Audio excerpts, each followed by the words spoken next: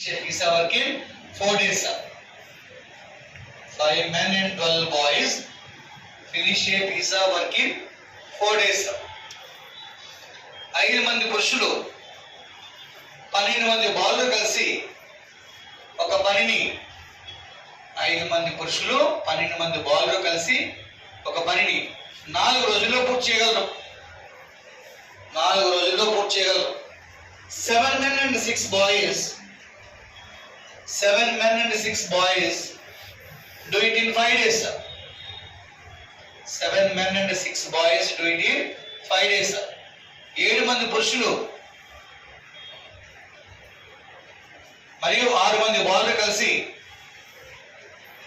7 మంది పురుషులు మరియు 6 మంది బాలులు కలిసి అదే పనిని 5 రోజుల్లో పూర్తి చేయగలరు. 7 మంది పురుషులు మరియు 6 మంది బాలులు కలిసి అదే పనిని 5 రోజుల్లో పూర్తి చేయగలరు. Find the ratio between the efficiency of find the ratio between the efficiency of men and boy.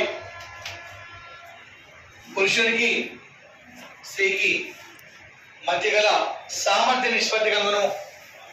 పురుషునికి స్త్రీకి బాలునికి మధ్య గల సామర్థ్య నిష్పత్తి కనుగొను. పురుషునికి బాలునికి మధ్య గల సామర్థ్య నిష్పత్తి కనుగొను. రైట్, క్వశ్చన్ ఏంటో చూడమ్మా.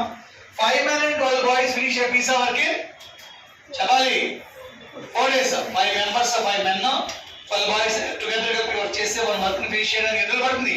4 days. నెక్స్ట్ పాయింట్ ఏమన్నాడు?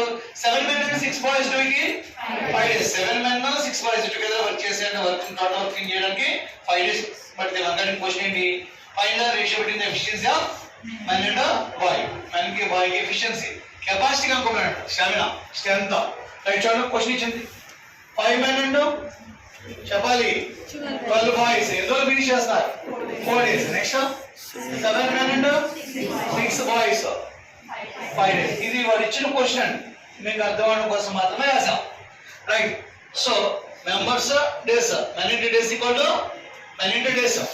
5 into 4 20 men plus 12 into 4 48 boys equal to 7 into 5 35 m plus 6 into 5 30 boys. Men into days equal to men into days. Men into days. 20 men 35 m. What is the difference? 15 m. So 15 m equal to 48 boys 30 boys. 48 30 difference 18 boys. 15 men equal to 18 boys. So common table cancel. 3 table 5 times 6 times.